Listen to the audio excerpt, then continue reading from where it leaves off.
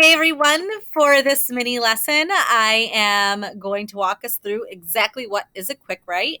I developed this based on feedback from previous courses where the Quickwrite there wasn't enough information. So I generated this for you to help you walk through a Quickwrite and get you kind of familiar with it so that you're not overwhelmed when you hear me say that you'll write 8 entries for this module. Please don't panic. It's much more simple, and you'll see why soon. So again, this idea is completely inspired from Linda Rife, that Quickwrites handbook author. We also have Paula Burke's book called Spark, which I purchased a few years ago. That is wonderful for our littler learners. However, I do think that Linda's can be adapted well. Anyway, I digress. Let's get into it. So for this mini lesson, we'll just move my face right out of the way. Sorry. We are going to look at what is a Quickwrite. We're going to think about why a Quickwrite. We're going to look at for this class and then beyond this class, how you can use Quickwrites. I've provided some tips to remember and then a sample direction slides that you can use or adapt for your needs with your students. But it's a starting point. Doesn't mean it's the way to do it. It just means it's a starting point that could work for your students. Hello, friends. Why are you not progressing?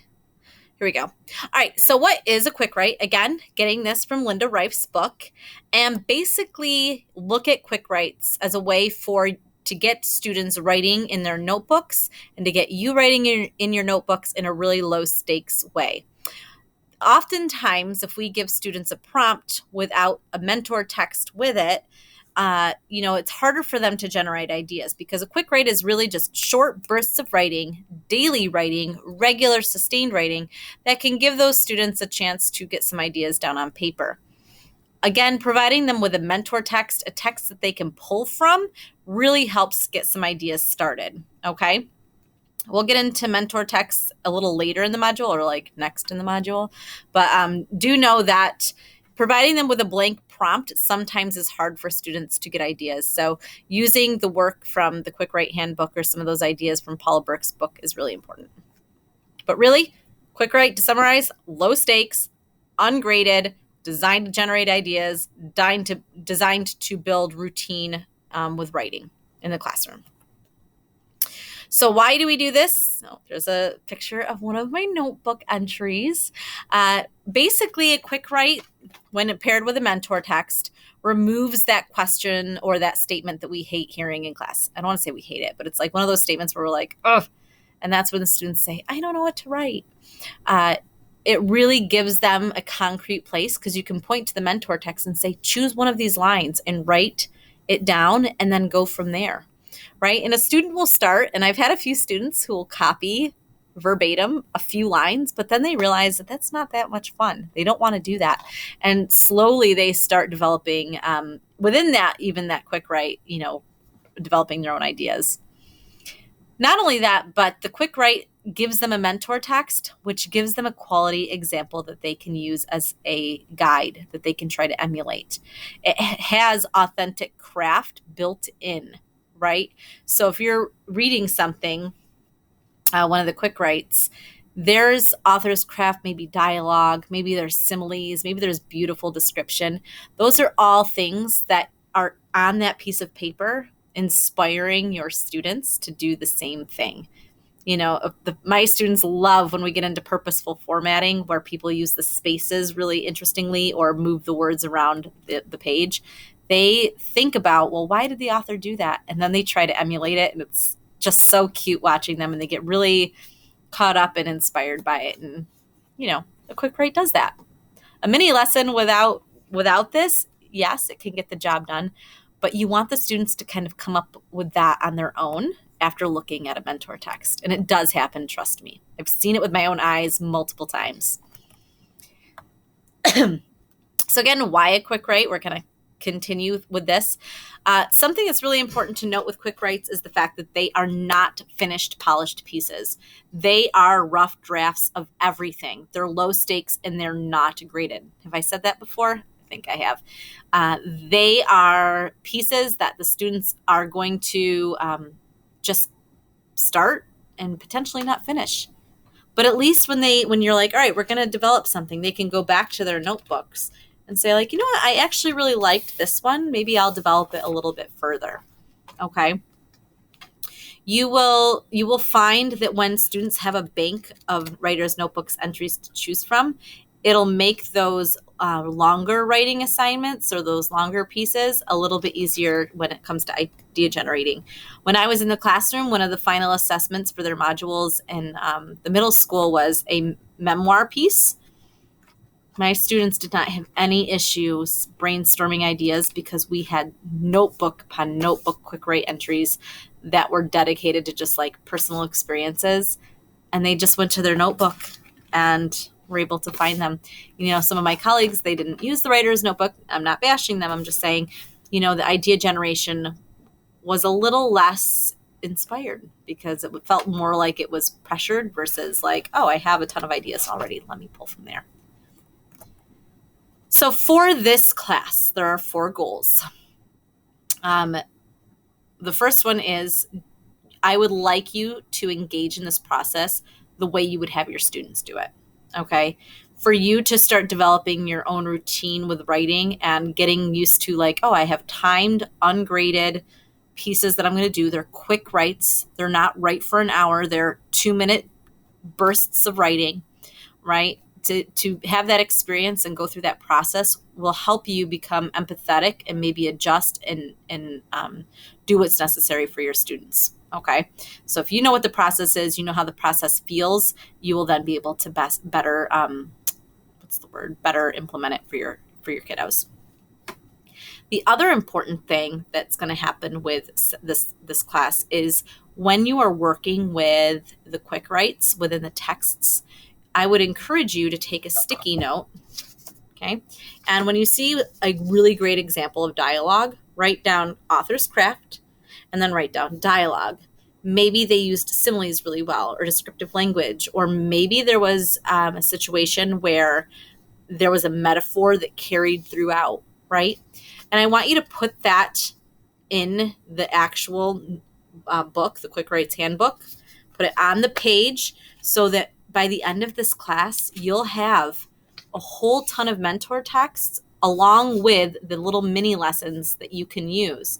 So if you're in your narrative writing unit or your nonfiction writing unit, you'll be able to pull those and say like, oh, I know that this particular Quickwrite I can use as a model for this craft.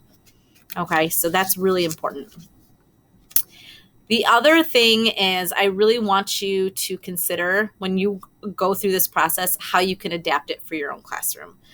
That's cute, we're using it for class, but in real life, that's where it matters. In your real classroom, this is where this work matters. So always ask yourself, can I use part of it in my classroom? Maybe I can't use the whole thing, but where can I use it in my classroom? I don't want you to say like, oh, this is only for grades 6 through 12. I'm in kindergarten. I can't do it. That's just not appropriate. You can modify and adapt almost anything with the exception of swear words. You can almost modify and adapt anything to help your kids. A little later in this video or this presentation, I gave the example of the hands from module 1 that we did in our notebooks already. My 6-year-old niece loved that Quickwrite. Thought it was incredible. And I have a lot of folks that say, oh, that's too old or I can't use that. But ask yourself, how can I be creative and adapt it? Finally, I just want us to get into our own writing habits. Oftentimes, our writing habits become dedicated solely to those nonfiction pieces that we have to do for our classes and our coursework. We also, if we're going to teach writing, we need to engage with it ourselves, right? So I want to get back into or reestablish or simply establish our writing habits. And I am doing this with your notebooks in mind, okay? And again, these are ungraded throughout the semester, but please don't mistake that for, oh, I don't have to do it, because I do have a culminating activity which will require you to pull from your writing samples, okay? So please set some time aside each module. And again, this is part of the module directions, so it will be explicitly expected of you. But definitely set some time aside for yourself to be able to do that. Besides, it's super fun. Like writing in a notebook, find passion, find joy. Even if you're just writing lists, right? Though that's writing, and that's part of getting yourself reestablished, and you're scaffolding that for your students, or for yourself as well as for your students. So beyond 739, so of course, yeah, we're doing this for this class, but how else can we use it for, our classrooms? My two big things here are, you're going to have a bank of mentor texts that you can choose from, as well as you're in your writer's notebook going to be creating your own mentor texts that you can use with your students. The amount of times I wrote on the whiteboard with my students or on the anchor chart paper, and then, went through the revision process with my own writing in front of the students, one of the most powerful things you can do.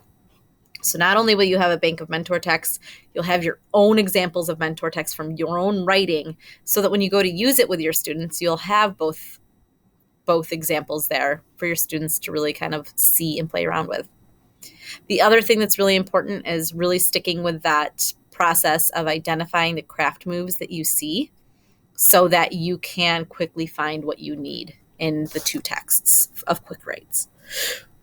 Pardon me.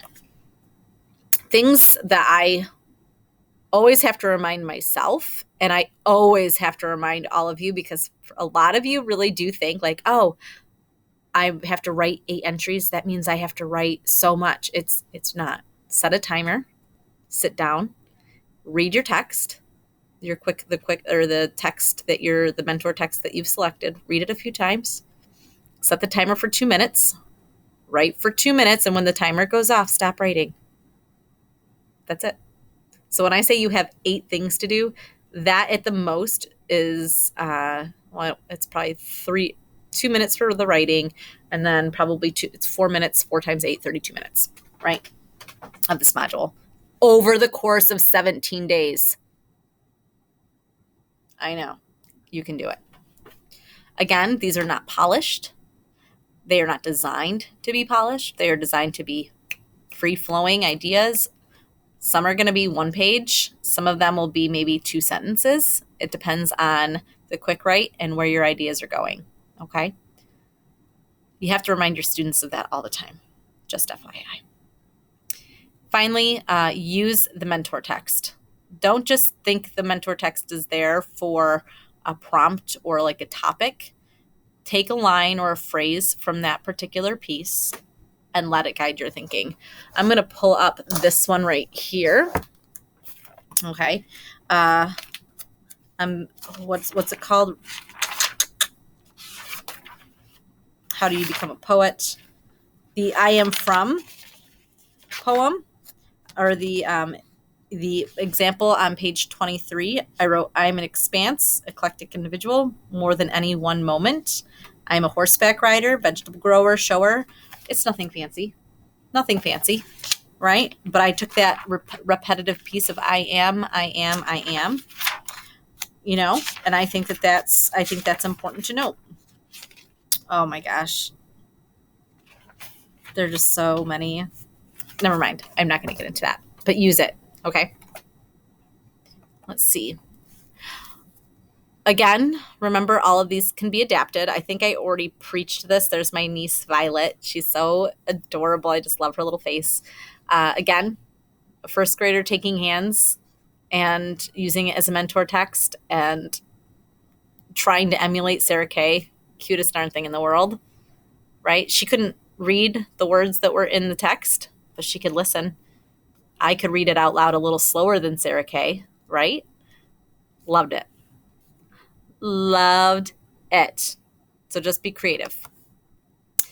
And for those of you who are like, oh, this is nice, I can't wait to try it. What does this even look like when you give examples? Here's what I would do here's an example of something you can do. You went through it already in module 1. I've actually done the same process with my 8th graders, and it works, right? So I give this direction, tell them to take out their notebook. I tell them what page number to go to, what's the date. I have them trace the outline of the hand.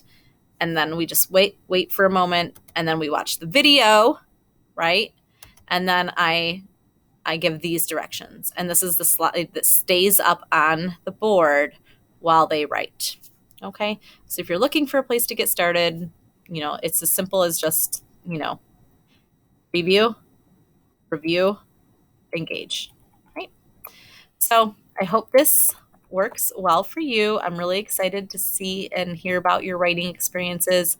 My writing is all posted on Blackboard. As I had mentioned, it's in the digital writer's notebooks area. It says, I think it's Janine's digital notebook.